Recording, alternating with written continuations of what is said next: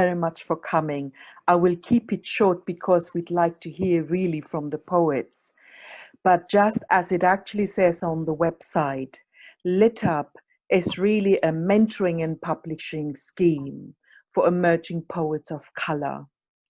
It is really a kind of recognition that the publishing world in general and Waterloo Press, as Simon stated, really wanted to diversify their portfolio beyond the tick boxing. And for that, I'm very grateful because it shows actually in the practice. The scheme is managed by a whole team. So that is Naomi and myself, that is Simon, these are the editors, John Donahue, Carol Brimson, and others that come in and out as necessary in terms for the printing, for the design. And it becomes very, very exciting when we are getting to the stage just before it's being printed and the last minute kind of excitement, and then to finally hold a book in your hand. I'd just like to mention the names of the 9 Lit Up poets who have actually been elected to take part in this journey. Some of them have already been launched, which in itself was a very exciting process and obviously is an ongoing journey. And the 9 Lit Up poets are Usma Ali, Jay Delise, Wajid Hussain, Arun Jito, Des Money, Catherine Okoronkwo, C. Sharp, Mary Joy Williams, and Kev In. And so we have already met when we started the cohort and have started our journey together, and then now everyone is on the individual journeys, and people are now at different stages in the production of the poetry. Some have launched, some are already reading elsewhere, some have already sold out their prints, so fantastic and well done.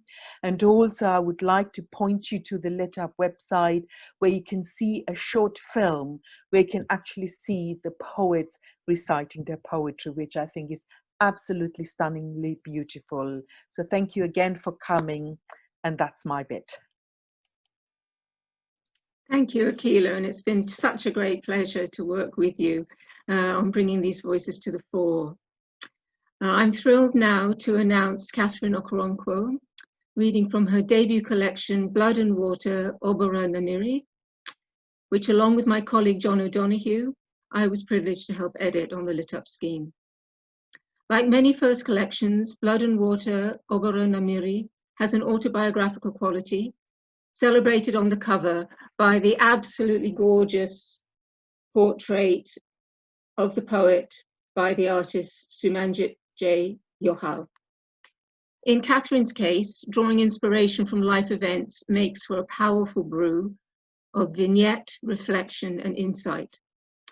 Catherine, who is of Nigerian heritage, grew up in the Middle East and was educated in the USA and UK. She holds a PhD in creative writing from the University of Manchester and now serves as a Church of England priest in the Southwest.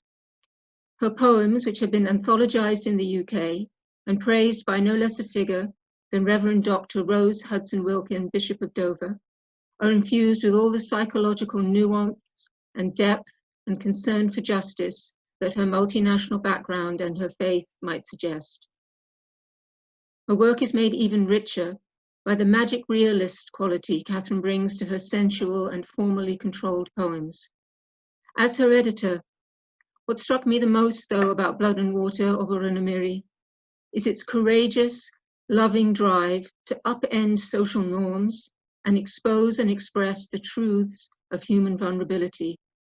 Please, everyone, prepare yourself to be moved and transfixed, and welcome Catherine Okoronkwo.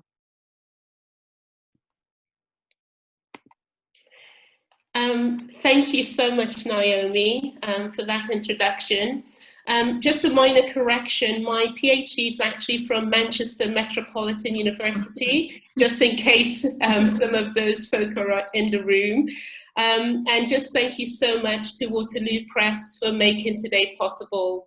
It really is fantastic to see many friends here today, including the person who designed this amazing cover, Sumanjit. She's in the room, so thank you, Sumanjit. But it's really lovely to see everyone come along to this event to support myself and Sarah. And I'm so thrilled to have this opportunity to share my poetry with you all. So I do hope you will enjoy the readings. The first poem I'm going to share with you is Papuku. I never knew my maternal grandfather, so my image of a grandfather comes from my paternal Papuku. I remember him as a mild and gentle-mannered man. One of the things I loved about my Papuku was his storytelling. I would sit for hours on a mat listening to him, and I found his stories absolutely captivating. Papuku, grandfather. On a carved stool, he gulps Ovaltine, fans firewood in the yard.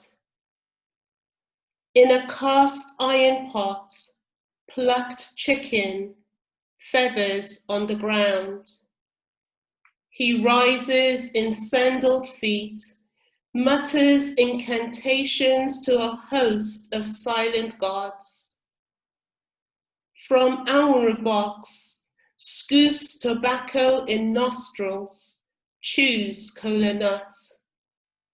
Eyes closed, hand raised, begs with a guttural voice, may ọbara accept our gift.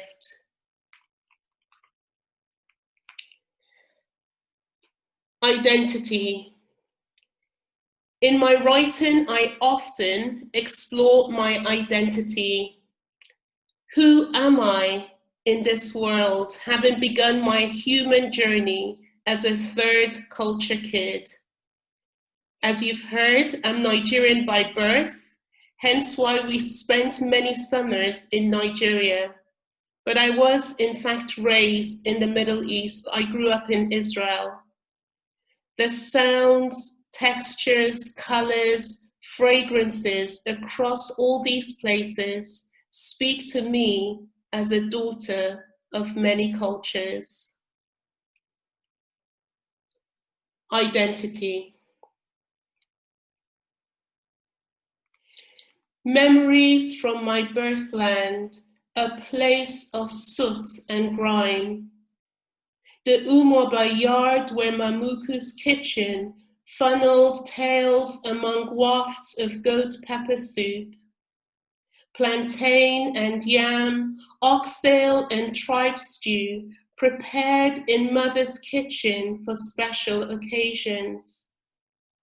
On other days, plain pancakes sweetened with lemon and sugar, peanut butter on thick cut bread from the local village stall, a bowl of porridge with carnation milk swirled in. Mamuku talked and talked, dropped off, head bopping, pulled down lips dribbling, snores deepened, lengthened, till her morning Milo. I am all these things, plantains, pancakes, and pulled down lips.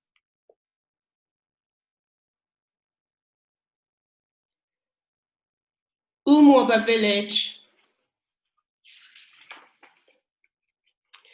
Every other summer, my parents would take us on home leave to Nigeria. And we spent most of these summers in a rural village in Abia State in Igbo land in Nigeria.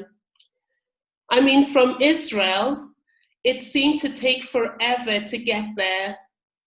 In those days, in Umuaba village, there was one factory because most people were farmers, a bustling market, a taxi rank, and lots of family compounds dotted around. Some of you might understand these compounds as homesteads. It was a very sedentary way of life, and I don't think much has changed now. Umoba village. Under an expensive ube tree, Papuku sits on a bench. Mamuku roasts fresh cassava. The gari blows all over the ground. Dede Zubike climbs palm tree, whistles at a girl with guava-shaped breasts and cornrow hairstyle. Dressed in indigo cloth, she carries a bucket on her head, a naked albino child on her back. Motionless on your form, dance as if to the tune of Indiepo and their lanterns. The swish, swish of a besom fills the compound.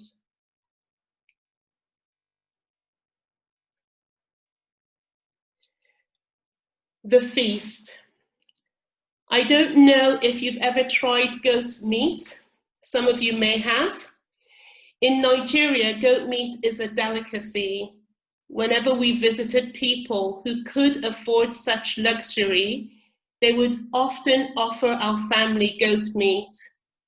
I hate goat meat because I observed the killing of a goat in our yard at a very young age. It was horrible. I absolutely detest the smell of a dead, butchered goat. My poor mother was always making excuses on our behalf on why us children were refusing the gift offerings of our hosts. The feast. Tongue lolls, blood gushes, rushes unto baked umoba soil.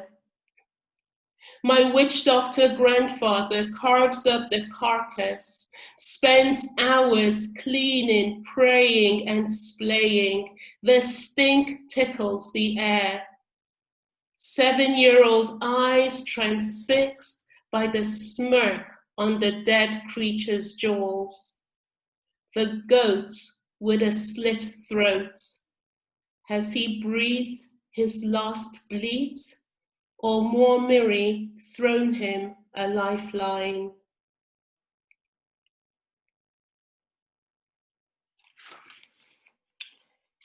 Dead and dying. One of my most traumatic experiences as a child was witnessing a young boy being necklaced.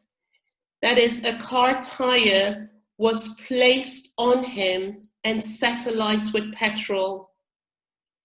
I asked the driver, who was taking us somewhere at the time, I can't remember where now, why this boy was being burned alive. And as he ate a banana, he said, he's probably stolen something from the market. This image has stayed with me.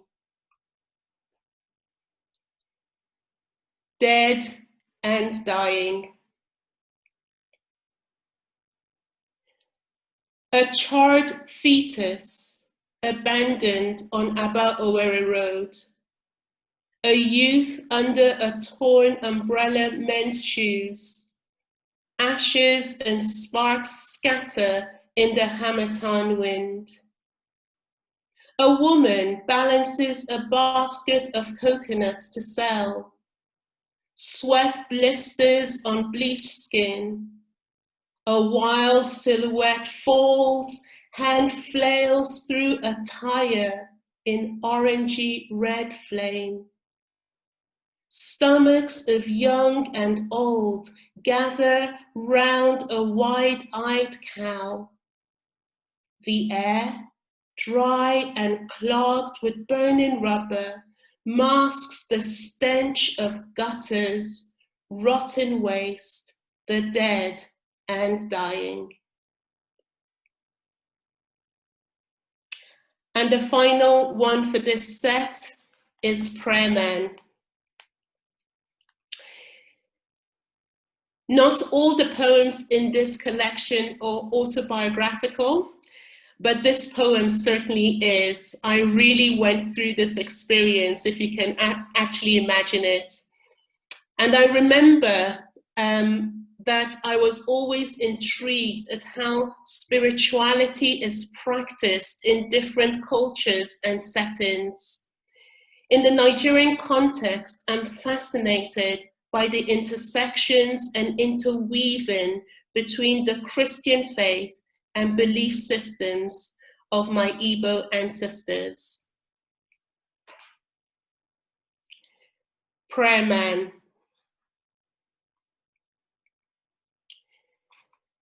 No older than 11, piled in the back seat with my parents, jolting down long dirt roads to a hut at the forest edge.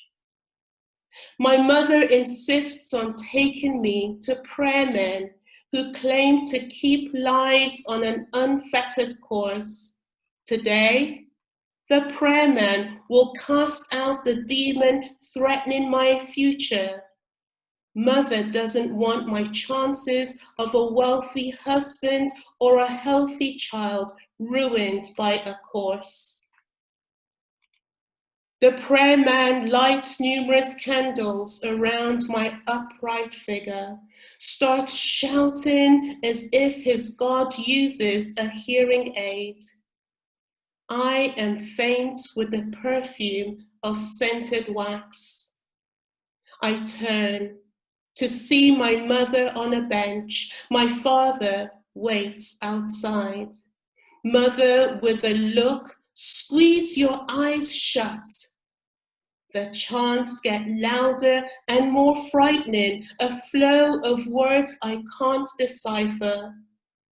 He moves me in anti-clockwise rotations, pauses, rubs knuckles against my temple, screams, "It's coming, it's coming, it's coming." He holds out cupped palms, reveals broken glass and nails of all sizes. From your head, the curse is dead.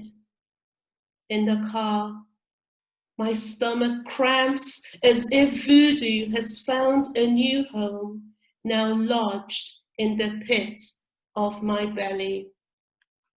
Thank you.